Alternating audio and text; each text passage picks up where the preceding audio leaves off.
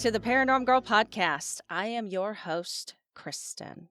Sasquatch is the topic we will be discussing this season. What an interesting creature. I think it will be very interesting to see where the season takes me.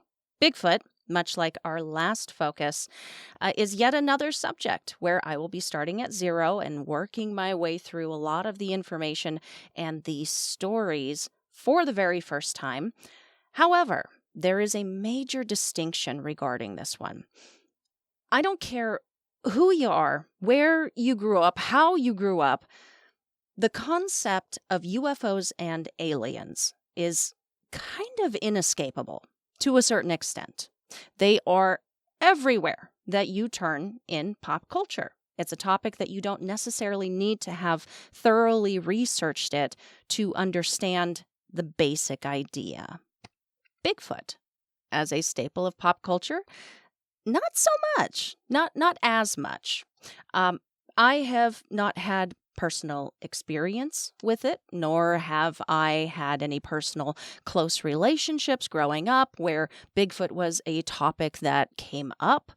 I've not spent any great deal of time thinking about it or watching the documentaries or reading the literature. And in a way, I think it's going to be both a hindrance and a benefit. With UFOs, I had, at the very least, enough influence. Maybe not information or specific details, but influence of them growing up that I was able to have some sense of an opinion long before the season finale. That initial opinion being that, of course, we are not alone in this universe, and there's something to these sightings. But I don't know what I think or feel about Bigfoot at this early stage. It is sincerely a mystery to me. That said, I am open-minded to the concept and more than willing to learn everything I can about it and share it with you all, of course. There is also something quite different about this season's topic that sets it apart from anything that I have covered on this show before.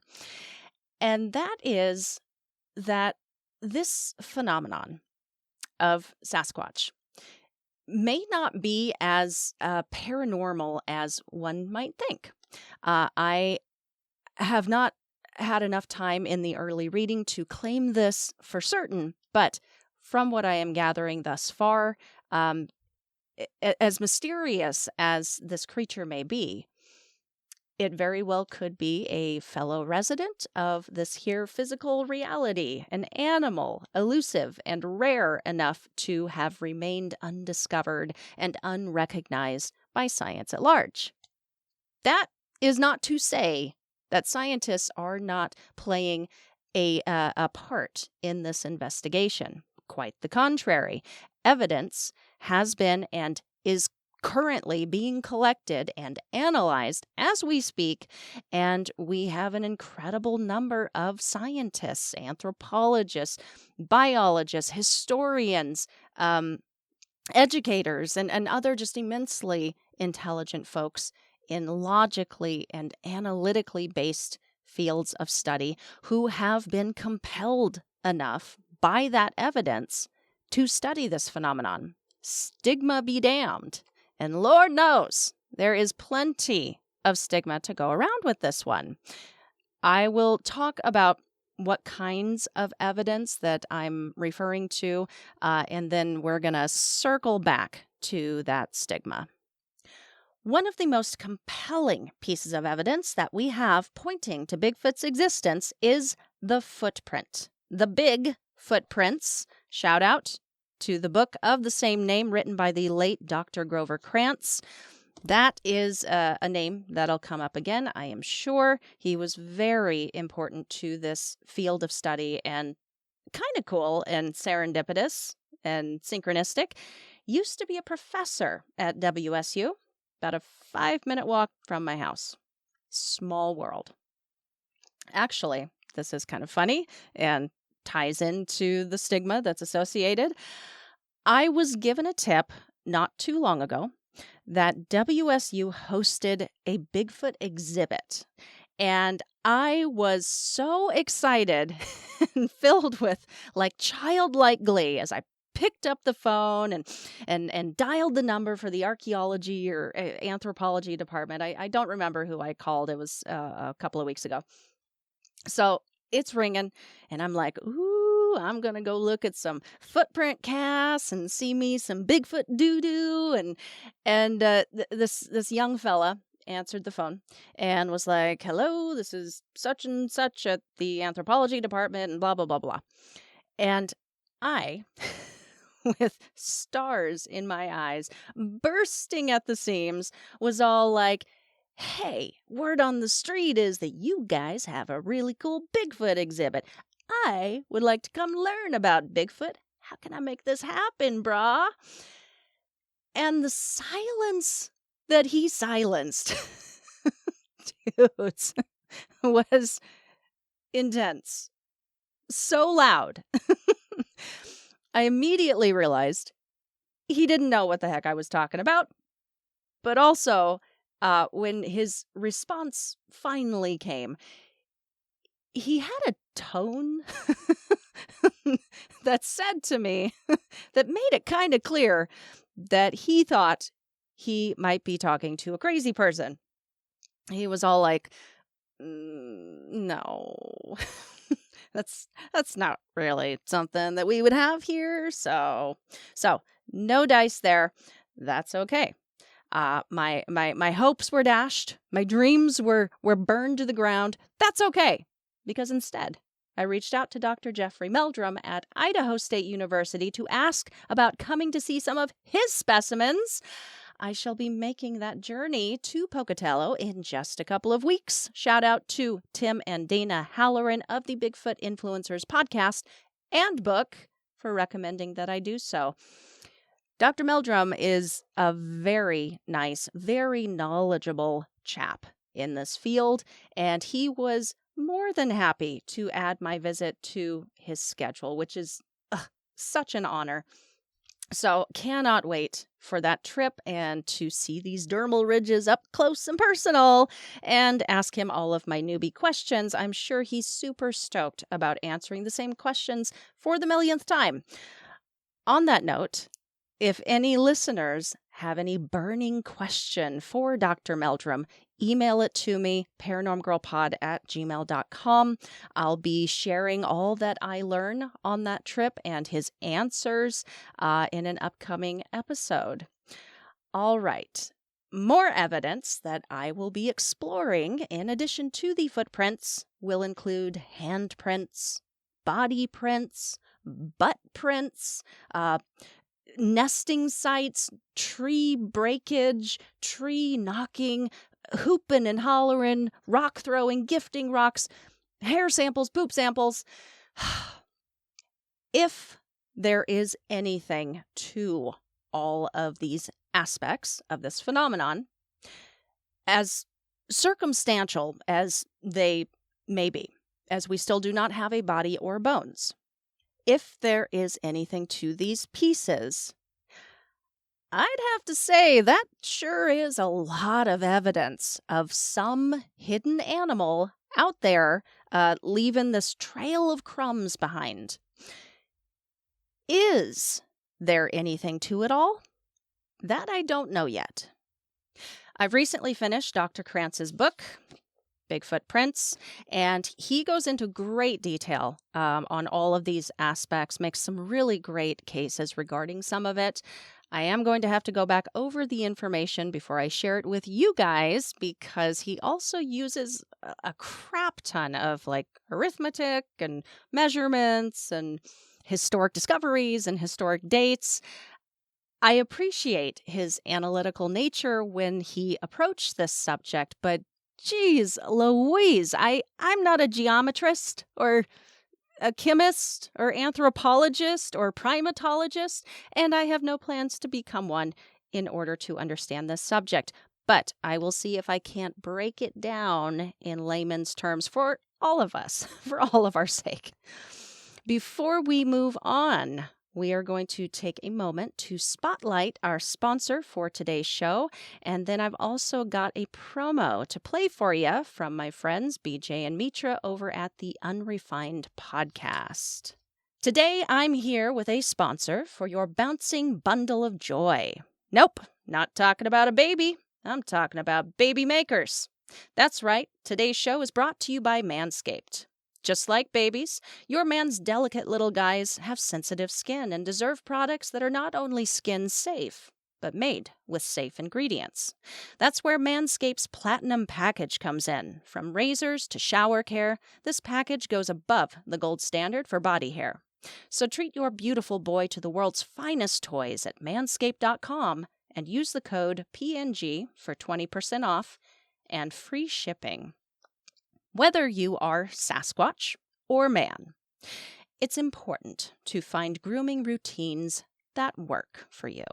Now, Sasquatch, I think, would really appreciate something like Manscaped's Platinum Package because it is a one-stop shop for elite head-to-toe grooming. In this one package, you will find their Lawnmower 4.0 trimmer, Weed Whacker ear and nose hair trimmer, ultra premium body wash, ultra premium 2-in-1 shampoo and conditioner, ultra premium deodorant, crop preserver anti-chafing ball deodorant, crop reviver ball spray toner, anti-chafing boxers, and the shed travel bag to house all of these fine items. There is so much included in the Platinum Package that it makes it so easy and efficient to take grooming to the next level, unlike the usual encounters with the elusive Bigfoot, smelling fresh and feeling smooth from his head to those big feet. Now he'll be pretty hard to miss. Manscaped, the Bigfoot researcher's best friend. Who knew? So, get 20% off and free shipping with the code PNG at manscaped.com. That's 20% off with free shipping at manscaped.com and use code PNG. Use the Platinum Package because the gold standard is no longer good enough. Thanks so much to our friends at Manscaped for the support. And now, a quick word from our friends BJ and Mitra over at the Unrefined Podcast. Hey, this is BJ. And this is Mitra. And we're from the Unrefined Podcast. Do you like ghost stories, urban legends, spooky tales that will chill your spine? Whoa. What? I'm just getting into it, okay? Just a little bit. But seriously, if you want to hear us talk about all things that are unexplained, but with a good sense of humor, then tune into Unrefined, your favorite paranormal podcast. New episodes out every Wednesday, wherever you get your podcasts. And make sure to subscribe to get the latest episodes of Unrefined right to your device. Before I get to talking about the stigma, just real quick, I wanted to share some of the resources that I'm going to be using here at the start. In addition to Dr. Krantz's book, I've also got the Bigfoot Influencers, but of course, Bigfoot, the History and Legacy of America's Most Controversial Cryptid, Volume 2, of the Bigfoot Report by Tom Lyons. And those are all e-copies that I grabbed. I also picked up hard copies of Dr. Jeffrey Meldrum's book, Sasquatch Legend Meets Science. I've got The Beast of Boggy Creek by Lyle Blackburn. Where Bigfoot Walks by Robert Pyle. And this is really cool.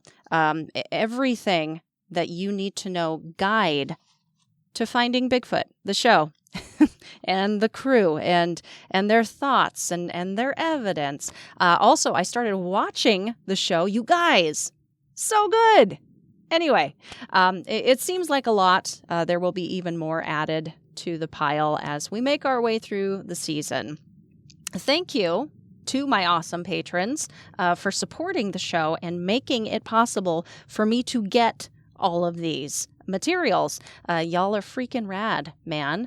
Speaking of which, shout out to my newest patron, Lucky7 Nico, recently joined my researcher tier.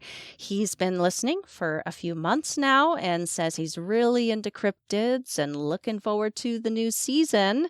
To my patrons, I offer a shout out of their social media of choice, their profile of choice, or a special message to anyone that they would like to say something to. And Lucky7 Nico wanted me to shout it out to Jim Harold for helping him find this show. So thank you so much, Mr. Harold, and way, way cool, Nico. Welcome aboard, and I thank you so much. Your support means so much to me. All right, now let's talk stigma. I thought the stigma with UFOs was going to be bad, and it is, but lessening more and more these days as we collectively continue to include it in our realm of possibility.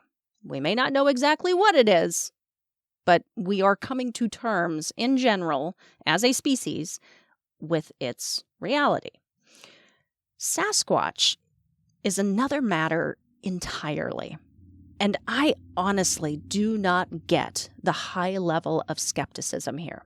Because, as you may have heard, if you're into this subject, if you've listened to any other podcast about it, you may have come across this, but there are literal animals that we fully accept as real today that once upon a time were thought to be mythological beasts, and people were nuts for believing them to be real. A monstrous beast with the head of a fox, the hands of a man, the tail of a monkey, and a bag to carry its young was how Amerigo Vespucci described the kangaroo in 1499. Early explorers came back describing man-eating monsters, strong, powerful, with a wild roar. While this creature had been known to native Africans for centuries, it would not be officially recognized as real by the scientific community until the mid-1800s. The first non-African scientifically recorded observation of a gorilla was made by Thomas Savage and Jeffries Wyman in 1847, who brought back some bones and skin that they had found and came back to the States describing a new species of ape. The same one that had been known and described, again, for centuries by those who had seen and encountered them.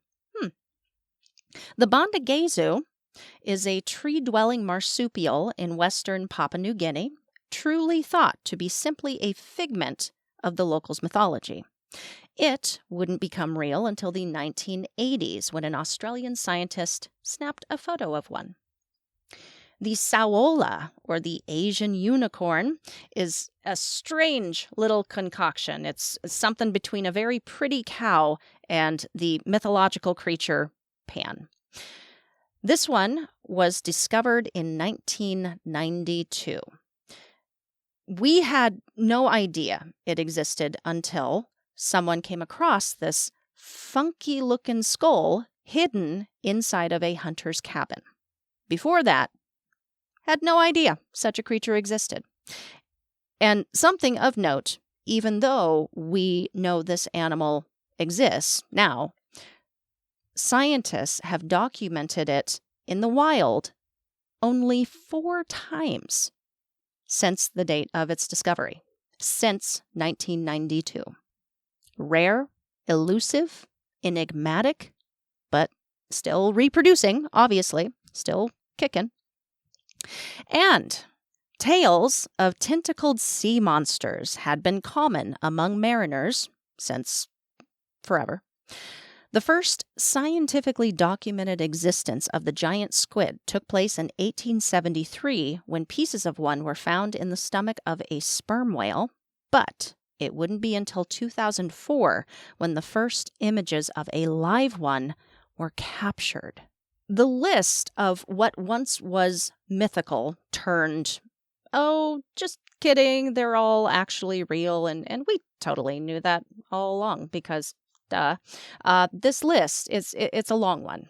This is just a sampling to show you, but yeah, what I noticed about this handful.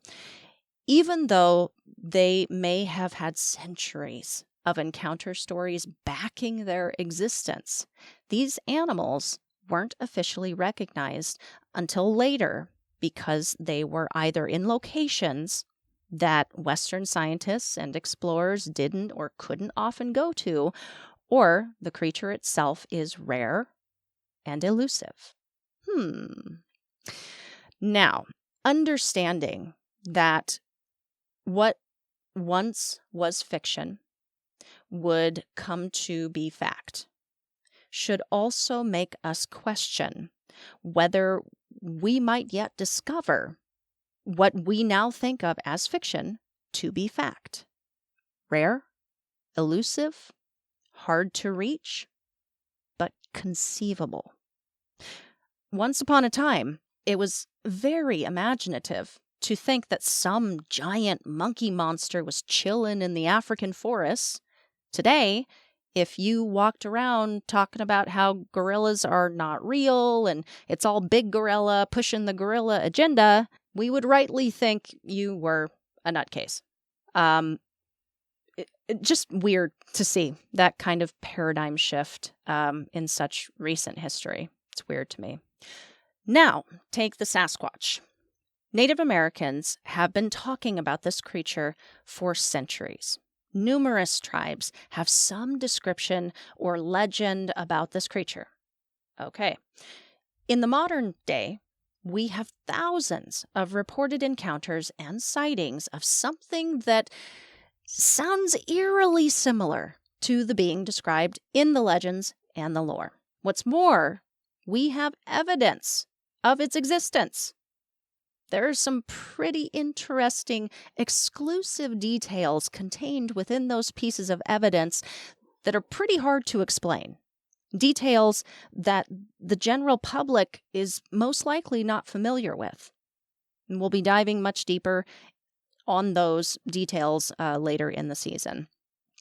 Now, what is bothersome to me with the skeptical take on this subject, and I have to assume is bothersome to those who work so closely with it and have dedicated their lives to the study of it and spend so much time looking very closely at these pieces of evidence, is this. The skeptics of this subject are not taking all of it, the composite of the picture that is being painted here, into consideration when they proclaim their judgment. It's giving outright refusal to look at the evidence because the cognitive dissonance would be too much vibes. Why are they so quick and comfortable laying down their judgment without looking at all of the facts? Because we do not have a live capture. We do not have fossils. We do not have bones. Okay. Let's just, for a second, we'll take a look at these. I'm sure I will elaborate as we get deeper into the information. So, don't have a live capture. Again, if we're dealing with an incredibly elusive, rare, hard to access animal, that's an incredibly unlikely scenario. We didn't have a live capture of a giant squid until we did 20 years ago. Only 20 years ago. Well, there's no fossils then. We would have found fossils. If you are not taking into consideration that the Sasquatch might be Gigantopithecus, which we have found fossils of, and we'll talk about all of that. No, we haven't, and we probably won't. Do you know the incredibly perfect conditions that have to occur in order for a fossil to form? Not only does a fossil require certain conditions, but there are specifically anti-fossil-like conditions that make it nearly impossible for one to form in certain locations, such as the Pacific Northwest.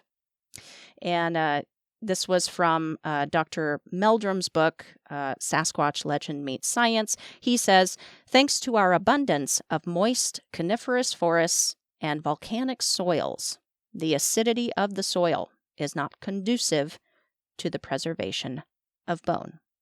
Understanding that precise process that has to take place and the soil conditions in forested areas that might even work to prevent a fossil from forming, I'm shocked that we have even found any, ever.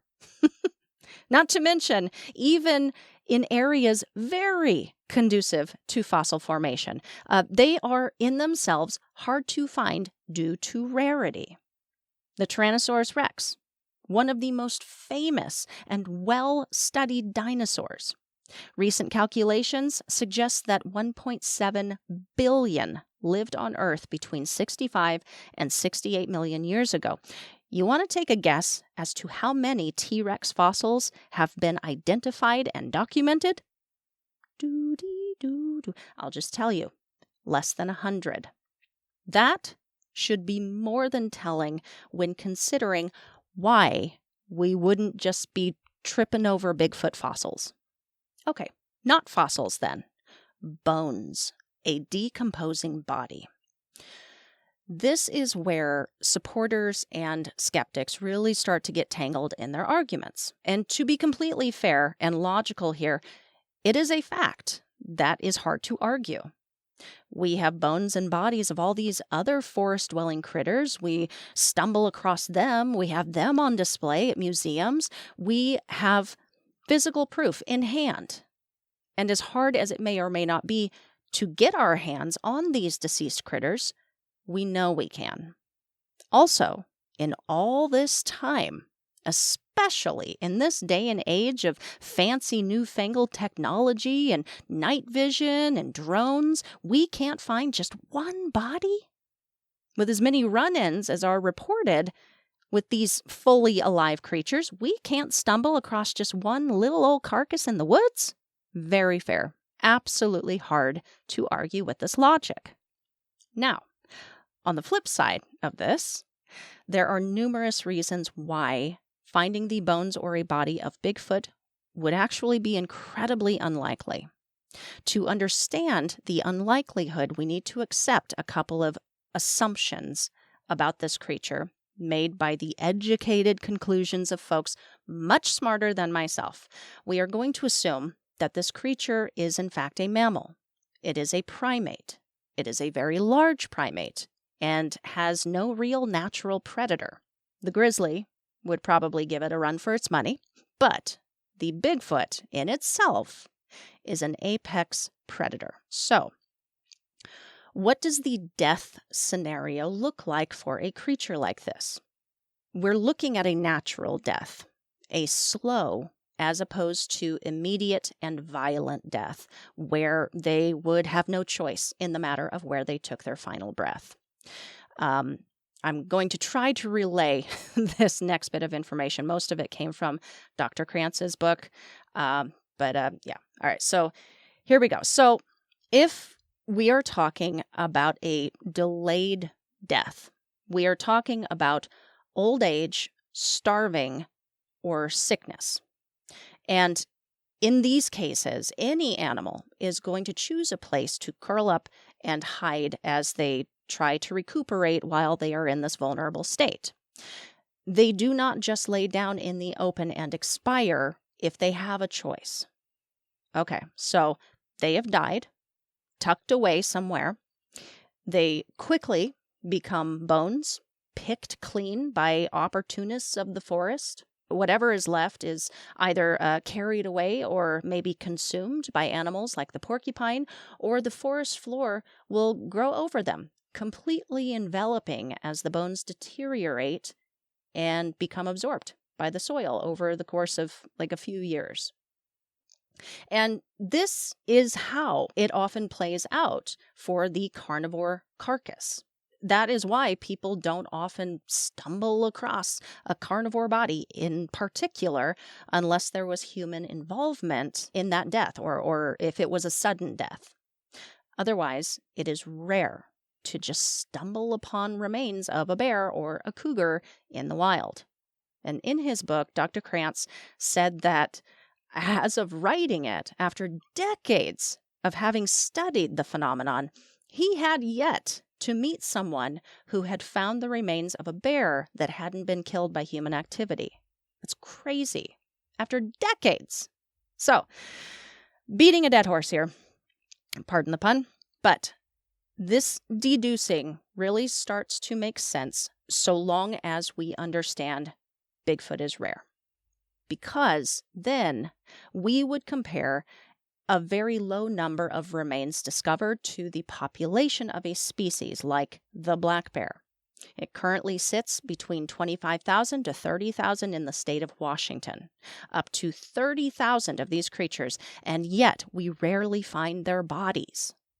30,000 is a lot, especially considering that this is not a number that is evenly spread across the entire state. This large number is condensed to their habitats, the forested areas.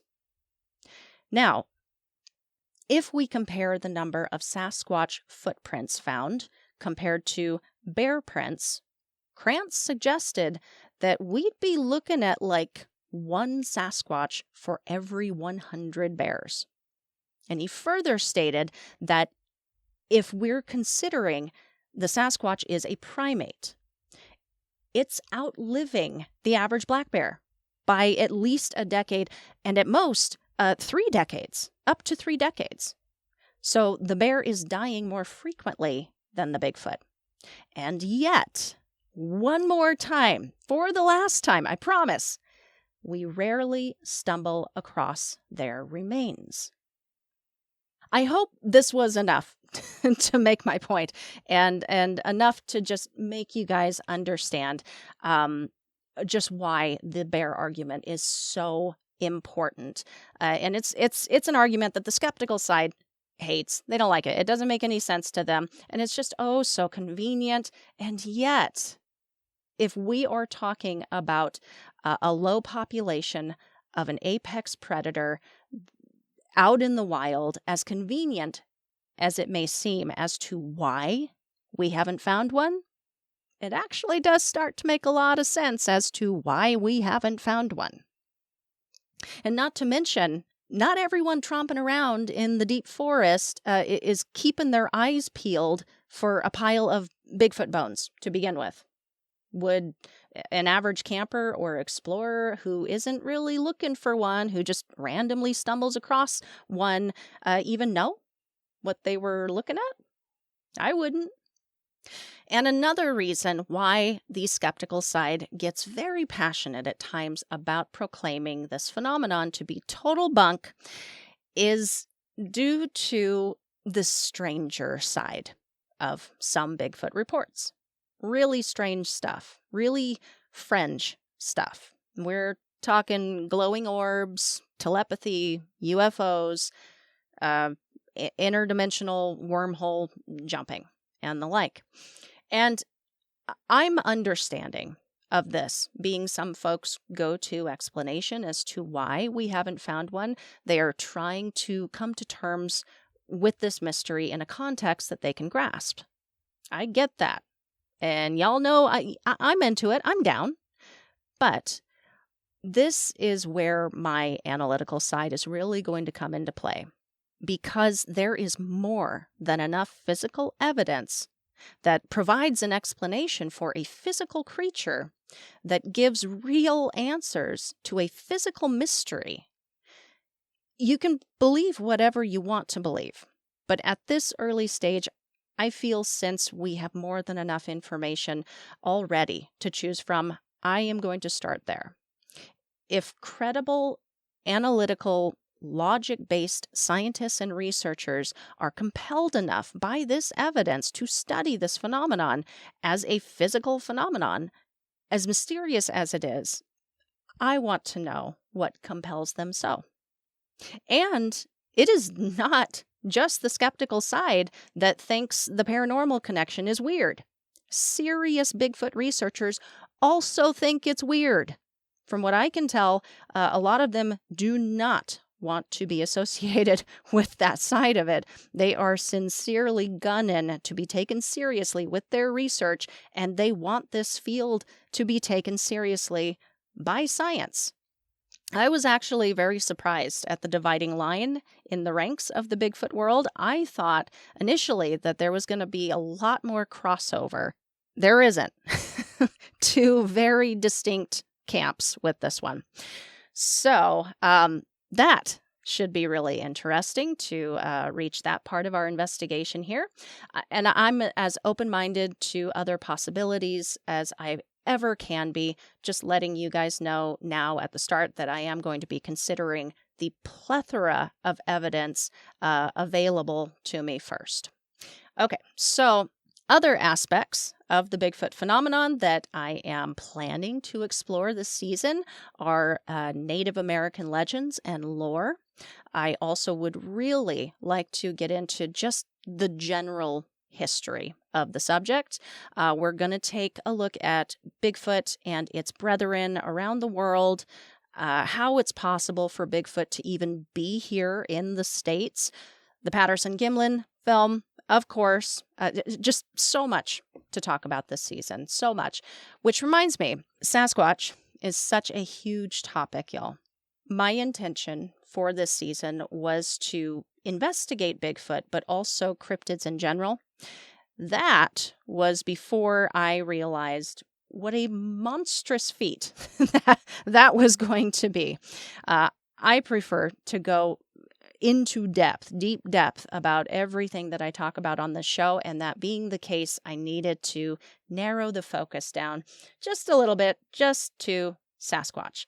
That being said, while all of my solo deep dives will primarily focus on that, I have some really great guests arranged for this season who will be joining me to discuss all sorts of other cryptids, well-known and lesser-known. That'll be a real treat. I'm very much looking forward to that. With that, let's go ahead and wrap up our intro to the subject. Thank you guys for joining me for the latest chapter of the Paranorm Girl saga. Should be a really interesting and fun season. All right, all for now. Stick around for a final note. For 33 years, Peter Rona has pursued an ancient, elusive animal. He and his team have gathered enough evidence to prove physical size and possible shape of his scientific prey. This creature is understood even better thanks to its ancestors that go back to the dawn of complex life. Rona's animal was actually believed to have gone extinct some 50 million years ago. But he has more than enough evidence pointing to the creature's current existence and works diligently, passionately, to find one. And when asked if his decades-long pursuit has frustrated him, he is quoted as saying, "No, it's science. It's detective work. It's about racking up one clue after another. Because this creature he is speaking of has never been seen, but is indeed considered very real based on its ancestral links and an imprint it leaves behind in the soil." I am talking about an animal called a Paleodictyon nodosum. This thing is thought to be a living creature that produces incredibly intricate burrow systems on the ocean floor. It's thought to be some form of a worm. It's thought its burrow's construction functions as a food net of sorts. But all of these theories and thoughts about this animal are widely debated. Scientists have run many tests on the burrows, including searching for markers of DNA, and yet are unable to reach a single conclusion about the form that Paleodictyon nodosum takes. But they keep trying, and looking, and testing, and diving even deeper in hopes of finally making this discovery. Because one thing none of them have any trouble agreeing on is that there is more than enough evidence suggesting that these burrows are caused by this creature. Something is making the burrows. Something is leaving the imprints. Much like the Bigfoot, P. nodosum is rare, elusive. and hard to reach. It has historical anthropological precedence. It leaves behind compelling clues. And yet, this hidden animal is considered real, whereas Bigfoot is considered impossible. And if you think, well, yeah, it's a worm, the smallest of all creatures, hidden in the depths of the ocean, compared to some giant humanoid monster hiding out in the woods, apples and oranges. I guess I just don't get the difference, or why the size difference matters. There is an estimated 8.7 million classified species in the world, and scientists estimate there are still around 5 million left to be discovered. We are discovering new species all of the time. And it's not just small ones. A marsupial tree dweller just back in the 80s, a jungle cow unicorn in 92, a giant squid 20 years ago. With so many species left to be discovered, are there really folks out there who believe there are no more large animals to be found? Especially ones low in number, who perhaps don't want to be found, residing in areas of our world that are hard for humans to explore. Well, I think it possible. In fact, I think it's probable. There is still so much of our world that remains unexplored, undiscovered. Just imagine what we will come to know with enough time, effort, and access. Stay up to date with my progress this season and be notified whenever a new episode is released by following the show on any or all of the socials at Paranorm Girl Pod. I invite you all to reach out anytime with your thoughts and suggestions at paranormgirlpod@gmail.com. And if you are already a fan of the show and looking for ways to support what I do over here, think about becoming a patron this season. You can get in for as little as $1 and enjoy early access to video episodes and some of my backstage guest chats. Or you can join any of the other patron levels up to my $10 tier and enjoy early access, all backstage guest chats, your choice of PGP merch, exclusive check-in videos. I've recently just added that perk. The choice is yours, and all are welcome. Join me next week for the first guest of the season. I got to sit down with the creator of the Tombstone Wild West Paracon, Mr. Bruce Burnett. We had a really, really fun conversation, and I am thrilled to be able to share it with y'all. Catch that one Tuesday. Have a great rest of your week, chaps. I'll see y'all next time. For now, and until then, stay safe, keep the nightlight on, and sleep with one eye open.